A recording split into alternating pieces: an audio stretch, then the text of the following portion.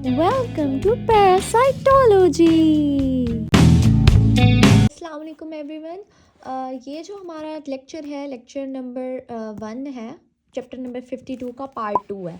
Previous lecture में जो part 1 था उसमें मैंने आपको लाइफ साइकिल अच्छे से एक्सप्लेन कर दी थी। अब हमारे पास 2-3 पॉइंट्स हैं, वो सुन लो। उसके बाद ना मैं आपको बुक से वो वाइंड अप कराती हूँ, ठीक है।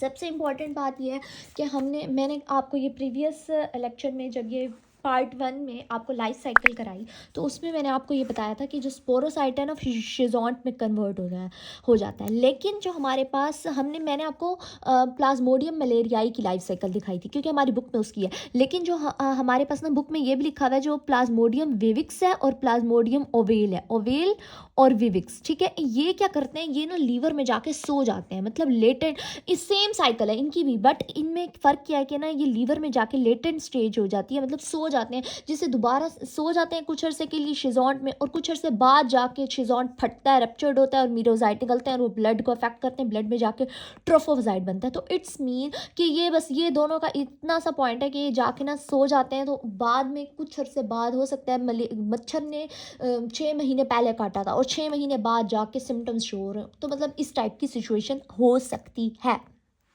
ठीक है।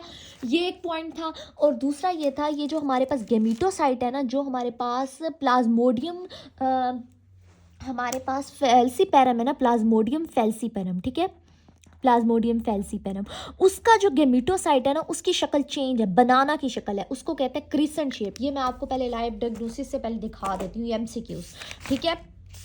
पहले ये एमसीक्यूज देख लो कि हमारे पास जो प्लाज्मोडियम फेल्सीपेरम है ना उसकी जो गेमिटोसाइट है ना उसकी शेप बनाना शेप्ड है, जिसको हम क्रिसेंट शेप कहते हैं। तो ये एमसीक्यूज प्लीज़ ना भूलना, एक तो ये लैब डायग्नोसिस में आता है और ये शॉर्ट क्वेश्चन यूएचएस का आया हुआ है, जो हमारे पास डिफ्रेंशिएट करें बिटवीन फेल्सीपेरम एंड प्लाज्मोडियम विविक्स के, कि थिन ब्लड फिल्म जब हम बनाते हैं ना तो हमें क्या दिखता है। मैं आपको ये आगे एक्सप्लेन करती हूँ, पहले ना प्रीवियस वाले एमसीक्यूज ना मैं आपको एक्सप्लेन कर दूं, ठीक है।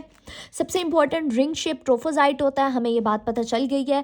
चिल्स होते हैं, फीवर्स होते हैं, स्वेट होते हैं, ये सब कुछ प्रीवियस लेक्चर में मैंने बता दिया। लेकिन एक एमसीक्यूज ये रहता था कि हमारे पास जो फीमेल एनोफील्स है ना, मैंने उसमें आपको गट का बताया था। गट में फीमेल मैक्रो गेमीट होता है, मतलब जो फीमेल का गेमीट होता है ना वो मैक्रो होता है, और जो स्पर्म लाइक होते हैं उनको माइक्रो, जो मेल के होते हैं उसको माइक्रो गेमीट कहते हैं। लेकिन वो 8 होते हैं, एक फीमेल गेमीट 1 है और माइक्रो गेमीट 8 है। मैंने आपको बताया था कि जब ना गेमिटोसाइट ये सक करेगा दोबारा से फीमेल एनोफिल्स आके, तो जो माइक्रोगेमीट है ना वो 8 बन जाएंगे और जो मैक्रोगेमीट होगा वो 1 होगा, और एक और ये आपस में मिलके जाइगोट बनाएंगे और ओ काइनेट बनाएंगे, देन ओसिस्ट बनेगी और वो जाके स्लाइवा में प्रेजेंट हो जाएगी। तो ये गट वॉल में बन रहा है ओ काइनेट, फिर ओसिस्ट बन रही है, हमें पता है, और ये मोटाइल होता है ओ काइनेट, ये मैंने प्रीवियस लेक्चर में आपको बताया था।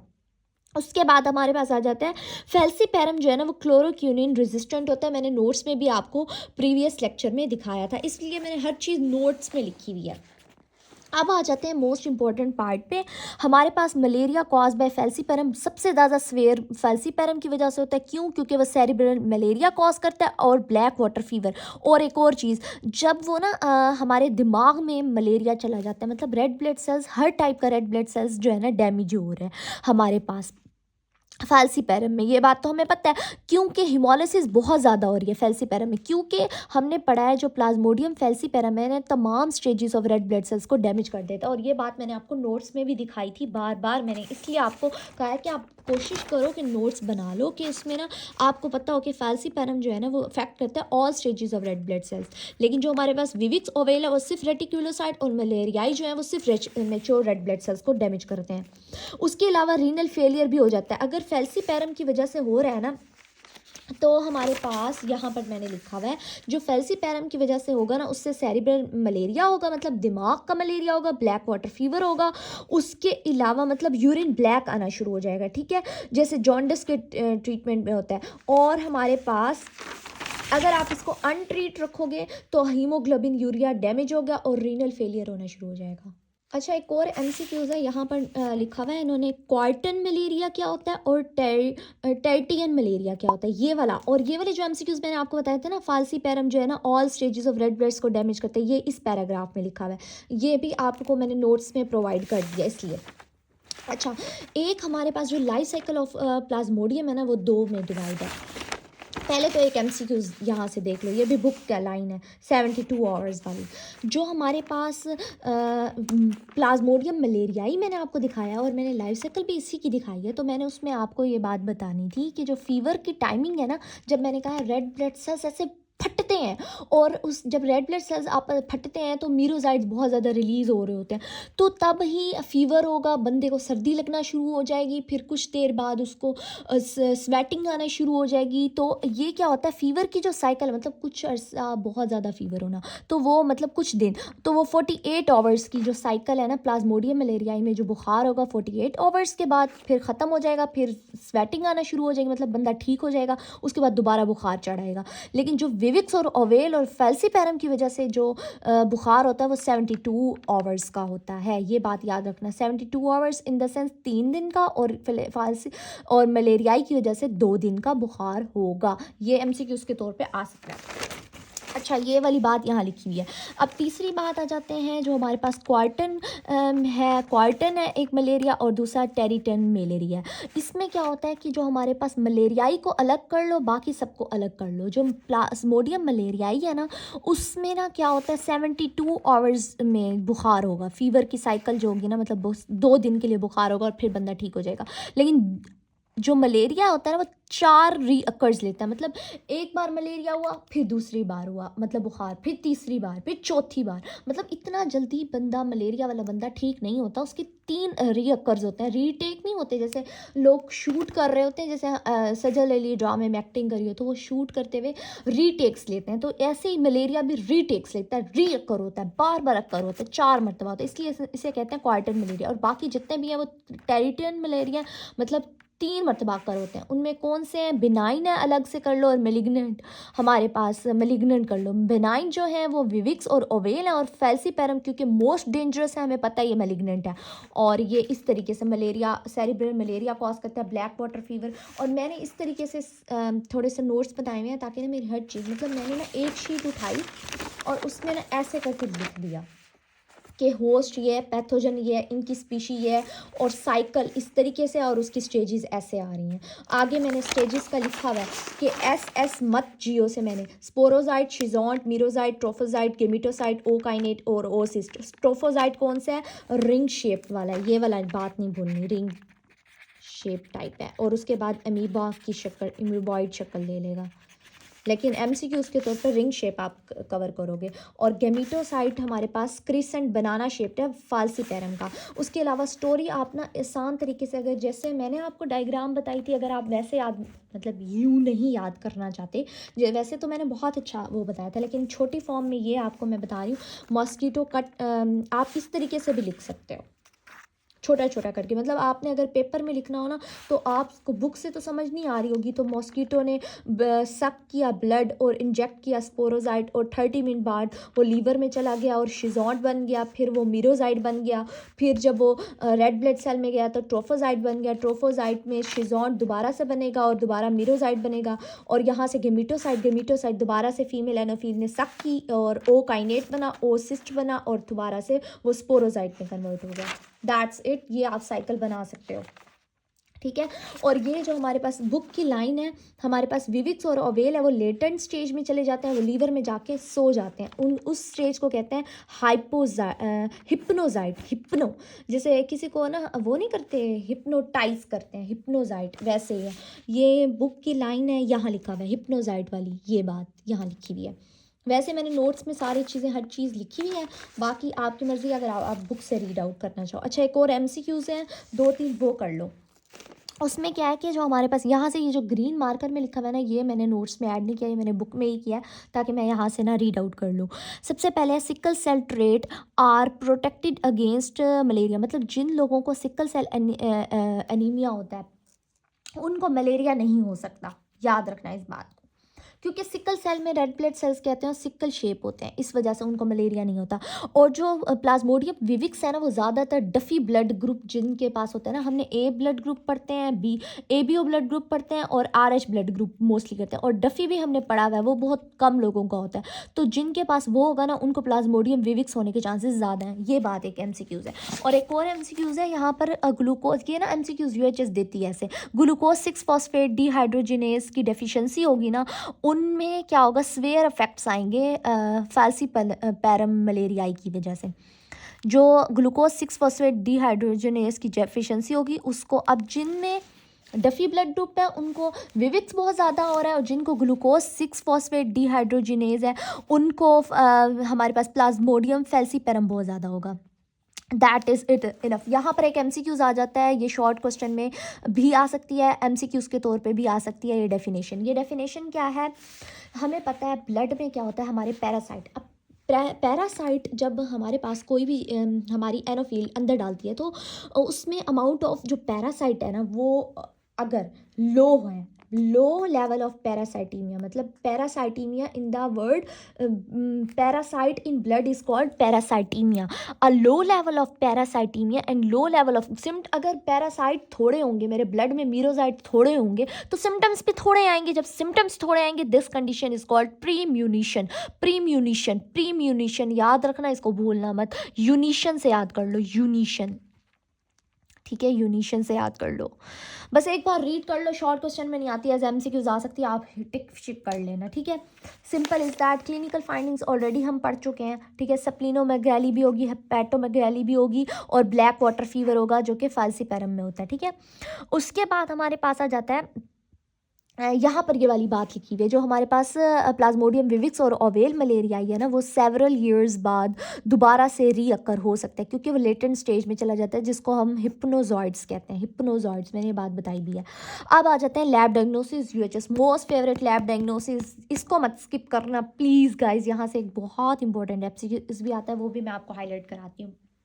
लैब डायग्नोसिस में ना, आपको लैब डायग्नोसिस अगर आपने पैरासाइटोलॉजी की कर रही है ना, तो आप याद रखना एक चीज़, एक पॉइंट, जितने भी लैब डायग्नोसिस हो, मतलब लैब डायग्नोसिस जिसने भी लिखनी है, मैं आपको एक हिंट दे रही हूँ, नो वन टेलिंग यू, आज तक किसी ने नहीं बताया होगा। सबसे पहले ना, जब भी आपने लैब डायग्नोसिस लिखनी है ना, उसकी एक तरतीब होती है, वो तरतीब फॉलो करना। तरतीब में ना, सीरोलॉजिकल पहले आपने टेस्ट लिखने हैं। सीरोलॉजी के टेस्ट कौन से होते हैं, जिसमें हमने स्मेयर बनाना होता है। स्मेयर कैसे बनाते हैं, जो हम स्लाइड पे बनाते हैं। आई होप मेरे पास इस टाइम स्लाइड रखी हो, मैं आपको दिखा भी देती हूँ।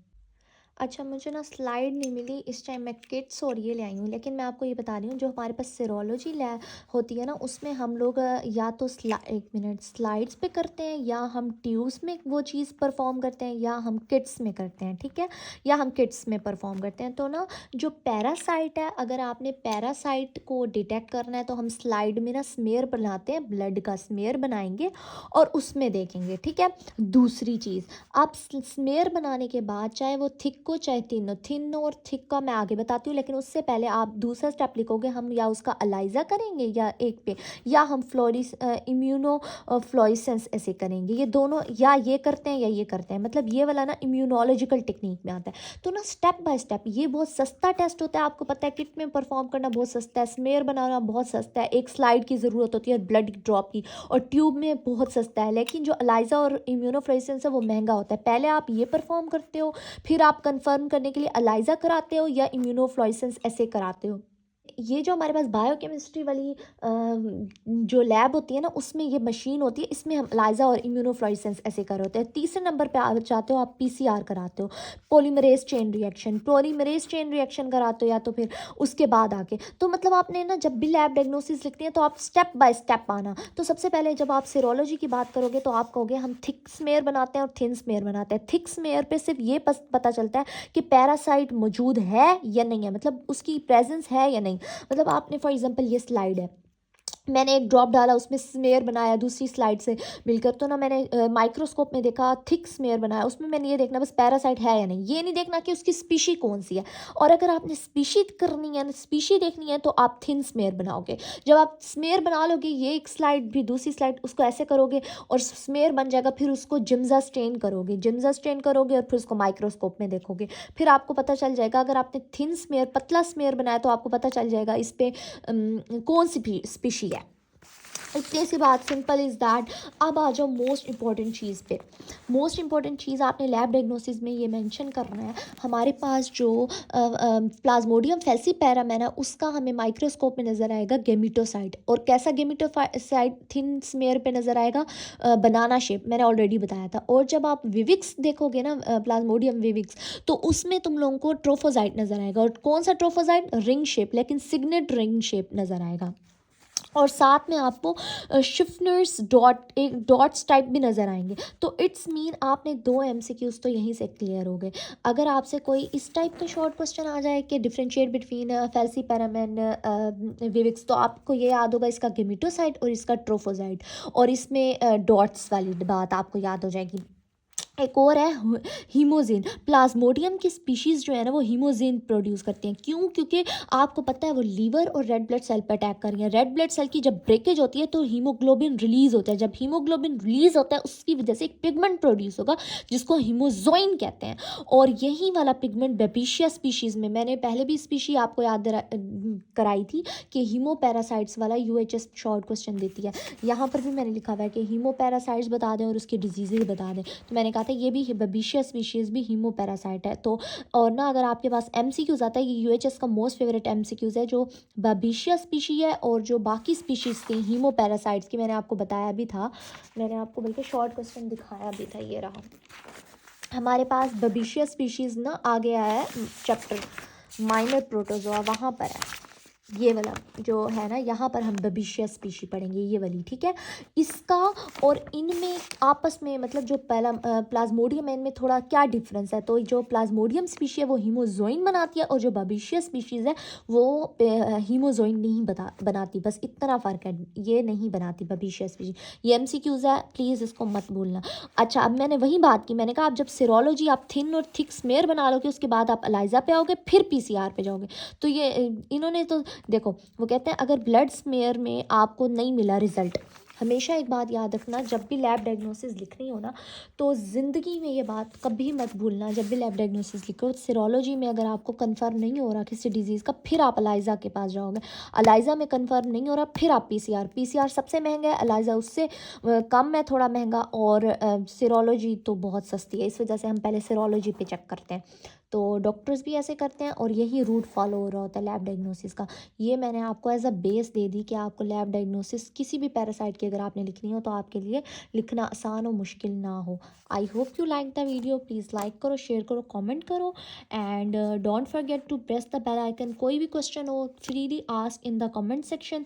और नेक्स्ट टॉपिक मैं स्टार्ट कर रही हूँ, उसमें मैं आपको टॉक्सोप्लाज्मा पढ़ाऊँगी, और इससे रिलेटेड एक बहुत इंपॉर्टेंट MCQs है UHS का, वो भी मैं आपको हाईलाइट कराऊँगी। अभी के लिए इतना था, प्लाज्मोडियम से विषय हमने कवर कर लिया। अब हम पैरासाइट पढ़ेंगे। कौन सा पैरासाइट? टॉक्सोप्लाज्मा। PT2 लफ्ज़ से मैंने आपको याद कराया। P से प्लाज्मोडियम, T से टॉक्सोप्लाज्मा, फिर ट्राइपेंसोमा एंड देन लिशमेनिया।